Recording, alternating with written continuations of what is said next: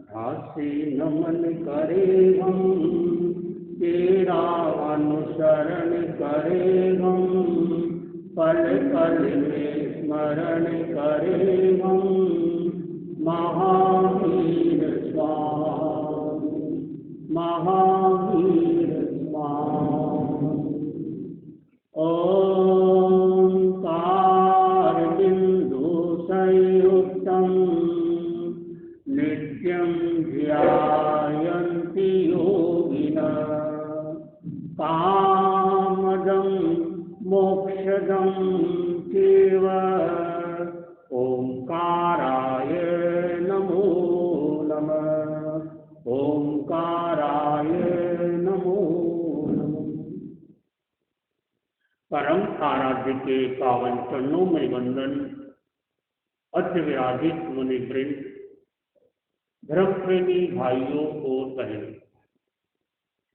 अभी आपने एक भजन सुना जिसे चौबीसी कहा जाता है। तेरापन धर्म संघ के चतुर्थ आचार्य श्रीमद दयाचार्य ने चौबीसी और आराधना ऐसी रचना की गई मानो कि मनुष्य को, साधक को मुक्ति की दिशा में प्रस्थान करने का सूत्र दे दिया। अभी हमने यह मुनि सुब्रत स्वामी जो तीर्थंकर हुए हैं और शायद 20वें तीर्थंकर हुए, और ये हुए थे भगवान राम के समय, या यूं कहना चाहिए कि भगवान राम कब हुए, जब तीर्थंकर 20वें मुनि सुब्रत, जिनका नाम है, नाम में मुनि लग गया। ऐसे तीर्थंकर है जिनके नाम में मुनि लगा हुआ, और कोई तीर्थंकर में मुनि नहीं लगता है, नहीं लगा है, लेकिन ये मुनि सुब्रत में, और इसके जगह जगह हिंदुस्तान में मंदिर भी होते हैं। और जब हम लोग चिंतन करते हैं कि अलग अलग ग्रहों के अलग अलग तीर्थंकरों का जाप करना चाहिए, तो ये प्राप्त होता है शनि ग्रह का निवारण। शनि, राहु, केतु तीनों जुड़े हुए हैं, इनका जाप करना है। इन ग्रहों के लिए, समन के लिए, शांति के लिए, तो ये मुनि सुब्रत स्वामी का जाप करना चाहिए। इसका भजन किया, जाप भी होता है। ओम ह्रीं श्रीं श्री मुनि सुब्रत स्वामिने नमः। ओम ह्रीं श्रीं श्री मुनि सुब्रत स्वामिने नमः। इस तरह से इसका जाप भी किया जाता है। और रंगों का भी महत्व है कि शनिवार है तो शनि ग्रह का संबंध काले रंग के साथ है, तो काले रंग की माला के साथ इसका जाप किया जाता है। कई लोग जानकार होते वो शनिवार के दिन काले रंग के कपड़े पहनते हैं, ये अलग बात है। धर्म स्थान में काले रंग के कपड़े पहन कर नहीं जाना चाहिए, उनका बातों पर असर नहीं पड़ेगा। बाकी ऐसा कहा जाता है कि अगर मुनि सुब्रत स्वामी की नाम की माला पहनना है तो काले रंग की माला, जो माला होती है, कई तरह की माला होती है। नुकार मित्र में 5 रंगों की माला आती। जब 1.25 लाख का, 1 करोड़ का या कोटि जब किया जाता है तो अलग अलग नमो रंटाणम के लिए श्वेत रंग की माला, नमो सिद्धानंद के लिए लाल रंग की माला, नमो आर्याम के लिए पीले रंग की माला, नमो सुवज छायाम के लिए हरे रंग की माला, और नमो लोवे सप्तसाम के लिए काले रंग की माला या नीले रंग की माला। कई काला रंग में मिले तो डार्क नीला रंग भी काले रंग का भी लाभ देता है। तो ये शनिवार एक ऐसा वार है, निश्चिंत रहने का वार है। आचार्य श्री महासमर जी ने बड़ी लगता है कि सोच समझकर या चिंतन करके ये चिंतन किया कि शनिवार के दिन शाम को 7 से 8 सामायिक का लक्ष्य रखो।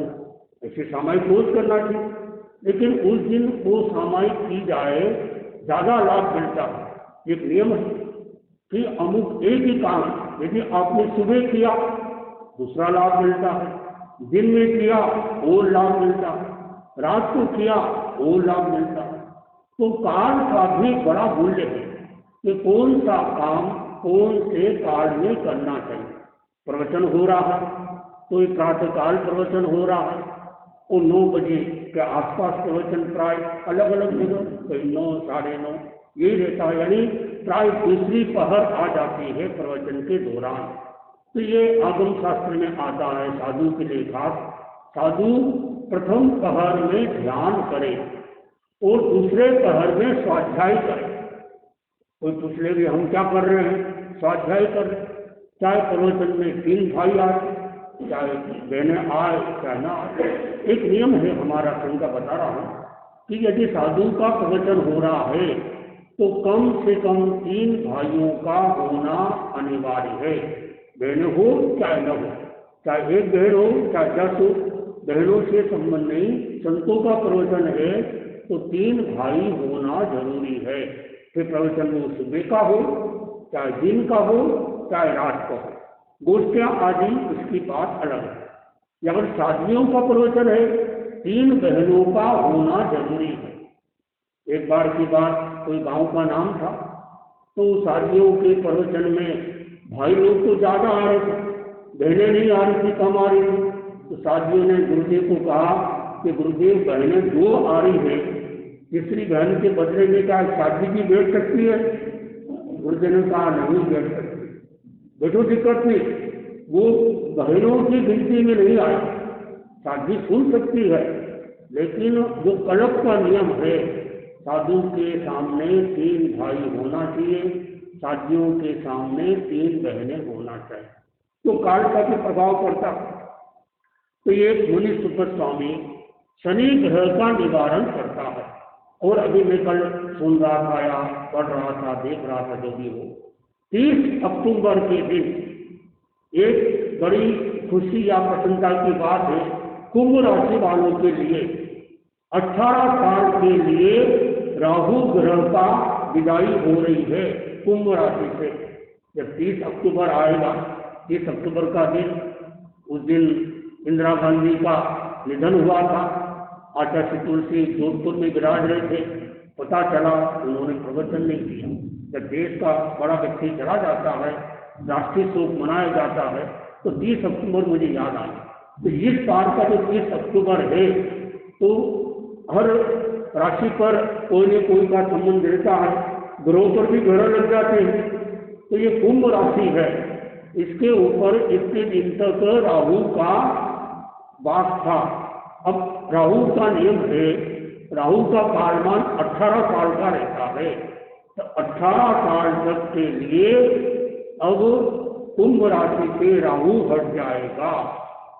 अब दोनों काम ग्रह माना जाता है ज्योतिष की दृष्टि से।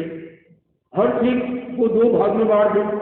जैन दर्शन के अनुसार गति 4, 2 गति अच्छी, 2 गति खराब। ध्यान 4, 2 ध्यान अच्छे, 2 ध्यान खराब। लेस्या 6, 3 लेस्या अच्छी, 3 लेस्या खराब। इसी तरह से ग्रहों की दृष्टि से चंद्र ग्रह, बुध ग्रह, गुरु ग्रह, शुक्र ग्रह, ये 4 ग्रह शुभ ग्रह माने जाते हैं। और सूर्य ग्रह और मंगल ग्रह, शनि, राहु, केतु, इसको अशुभ ग्रह माना जाता है। और ये भी एक नियम है, जन्म कुंडली में को देखने वाले जानते हैं कि जन्म कुंडली में शनि कहाँ बैठा हुआ है। शनि का नियम है जहाँ बैठता है वहाँ फायदा करता है, और जहाँ दृष्टि डालता है वहाँ पर नुकसान करता है। गुरु का उल्टा नियम है, गुरु जहाँ पर बैठता है उस पर नुकसान होता है। तो देखा जाता है गुरु कौन से ग्रह पर, कौन सी राशि में, कौन से लगन में कहाँ बैठा है और कहाँ दृष्टि डालता है। तो ये एक अलग विषय हो गया। तो मैं कह रहा था कि हमको कोई ग्रह परेशान करे चाहे न करे, हम ग्रहों को परेशान न करें। एक बार की बात, विनोबा भावे से पूछा गया, आचार्य तुलसी ने महाप्रभु जी ने पूछा होगा कि आप ध्यान कब करते हो? तो क्या जवाब दिया, ये पूछो गुरुजी, मैं ध्यान कब नहीं करता हूँ। इतनी बड़ी बात। एक ज्योतिषी आया, बोले आपका हाथ दिखाओ, हम आपका हाथ देखना चाहते हैं। बोले क्या देखना चाहते हो? बोले कौन कौन से ग्रह आपको प्रभावित कर रहे हैं। ओहो, विनोबा भावे जी ने कहा कि ऐसा मत कहो, और ये देखो कौन कौन से ग्रहों के ऊपर मेरा प्रभाव पड़ा हुआ। इतना हमारा प्रभाव, ग्रह हमसे प्रभावित हो, हम ग्रह से प्रभावित न हो। ग्रह छोटी चीज है, ग्रह प्रकार के देवता है, हालांकि उनकी आसाधना नहीं करते हैं, लेकिन हम साधु बन गए, हम साधु बन गए, हम पांचवें स्थान में आ गए। और देवादि तम नमन संति जस्ट धम्मे सया। आगम शास्त्र कहते हैं जिस साधक का मन सदा धर्म में लगा रहता है उसे देवता भी नमस्कार करते। तो ये एक था, रंगों का भी साथ में जुड़ गया, और फिर शनिवार भी आ गया। जो चर्चा संत लोग कर रहे थे कि आचार्य ने शनिवार क्यों निकाला, ये बोले नेपाल के अंदर ये प्रयोग निकाला था, नेपाल शनिवार के दिन बंद रहता है इसलिए शनिवार निकाला होगा। तो कोई साथियां बोली नहीं, आपको पता नहीं है, शनिवार के दिन में 13 पंथ की स्थापना हुई थी। और कहा भी जाता है कि थावर कीजिए तरफना, बूझ कीजिए व्यापार। कोई चीज की आपको स्थापना करना है, परमानेंट काम करना है, तो शनिवार को ले लीजिए। शनिवार थोड़ा सा ऐसा वार है जो हर काम को परमानेंट करता है। कहीं आप गए, थोड़े दिन के लिए जा रहे हो, तो शनिवार के दिन मत जाओ, नहीं तो लंबे समय रहना पड़ेगा। चतुर्मास का प्रवेश है तो शनिवार मत लो। जब मैं यहाँ भीलवाड़ा से आने का प्लान बनाया तो संतों ने कहा यदि आप शुक्रवार के आते हो तो दर्शन हमारे शनिवार को मत करना। दर्शन या तो शुक्रवार को कर लेना या रविवार को करना। तो मेरे पहले प्लान ये था कि शनिवार के दिन आना और दर्शन करना। बोले शनिवार के दिन दर्शन नहीं करना। हो सके अगर ऐसा वैसा व्यक्ति अचानक अलग बात है, फिर उसके लिए उपाय है। तो ये मुनि सुब्रत स्वामी के जगह जगह मंदिर होते हैं। कई लोग प्रश्न करते हैं आप लोग तेरापंथी हो, क्या मंदिर में जा सकते हो? हमने कहा जा सकते हैं, क्यों नहीं जा सकते? मंदिर क्या, हमारे लिए मंदिर, मस्जिद, चर्च, गुरुद्वारा सब जगह जाते हैं। तो अगर मंदिर में गए तो क्या करेंगे? भाव पूजा करें। पूछते हैं, मैंने कई बार देखा हमारे गुरुदेव को, आचार्य महासमण जी को पूछते हैं कि भाई ये किसका मंदिर है? मुनि सुब्रत स्वामी का मंदिर है। तो मुनि जी जो अभी गीत गाया वो गीत गा दो। महावीर स्वामी का है तो महावीर स्वामी का 24 तीर्थंकरों के गीत बनेंगे, 24 ही। कई लोग तपस्या करते हैं, 24 ही गाई जाती है। बहुत अच्छा, इसका अच्छा माना जाता है। तो ये कोई भी शनि आदि ग्रह हो तो वो ग्रह से बचना भी जरूरी है और बड़ा आध्यात्मिक भी है शनि ग्रह। मैंने देखा आचार्य श्री महाप्रभु जी जन्म कुंडली को देखा तो पता चला कि शनि की महादशा में वो आचार्य बने। तो इतने सफल, सुफल और बहुत प्रभावशाली आचार्यों में नाम आता। इतना उम्र भी उनकी लंबी रही। तेरापंथ के इतने आचार्य में सर्वाधिक मुनि अवस्था भी उनको प्राप्त हुई, यानी मुनि जीवन भी इतना किसी का नहीं हुआ। और आचार्य काल भी मतलब उम्र लंबी हो गई तो आचार्य भी लंबे समय तक रहे, लगभग 90 साल। फिर कोई व्यक्ति कितना जीता है या कम जीता है ये कोई बड़ी बात नहीं है, बड़ी बात है कैसे जीना। तो आचार्य महाप्रभु जी ने जीने की बात बताई कि कैसे जीना, शांति से जीना, कैसे मरना, शांति से मरना। आज का आदमी न शांति से जीता है न शांति से मरता है। मरते समय भी इंजेक्शन ठोक के, गोलियां खा के, ग्लूकोज चढ़ा के, हाय तौबा करते हुए मर जाता। बच्चे का जन्म कहाँ हो रहा है? अस्पताल, हॉस्पिटल। और बच्चे का, आदमी का मरण कहाँ हो रहा है? हॉस्पिटल। ये अच्छा जीवन नहीं। गुरुदेव फरमाते थे यदि अंतिम समय आ गया, अस्पताल में भर्ती हो गए, अब लगे अब ज़्यादा संभावना नहीं है, अस्पताल से छुट्टी कर कर अपने घर पे आके संसारा करके संसार से चले जाओ। हाय तौबा का जीवन नहीं जीना। तो ये ऐसा जीवन है। तो हमें अस्पताल का जीवन नहीं जीना पड़े। और जैसे आगे समय आ रहा है, 5वां आरा भी चल रहा है, इतनी बीमारियां बढ़ रही है, तो गुरुदेव लिखते थे कि ऐसा लगता है आने वाले समय में ये सारा संसार अस्पतालों का संसार हो जाए। और बोले किसी को अगर नरक देखना हो तो सरकारी हॉस्पिटल में चले जाओ, नरक जैसी स्थिति मिलेगी। तो नरक और स्वर्ग देखा जाए तो यहीं पर। यदि हमारा मन शांत है तो ये स्वर्ग है, यदि हमारा मन क्लांत है, मन अशांत है, तो हमारे लिए नरक। तो नरक स्वर्ग दोनों इसी लोक में है, लोक के बाहर नहीं। इन तीनों लोक के बाहर कोई भी नहीं।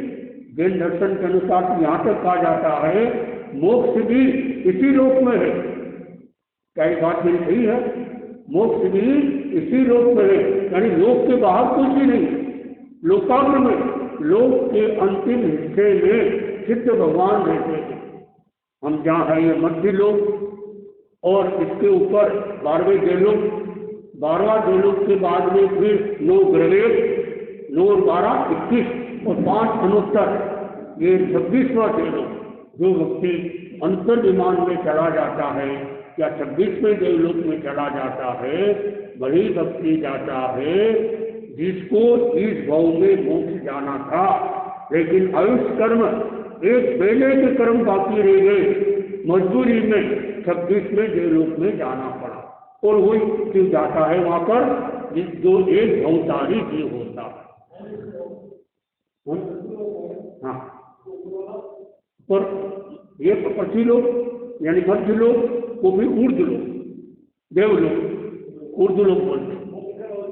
ऊर्ध लोग 9 है, और फिर उधर पहले 12 है, 12 और 9 21 और 5 अनुत्तर। और सर लंबा विषय है, कभी आपको चार्ट के माध्यम से बता सकते हैं।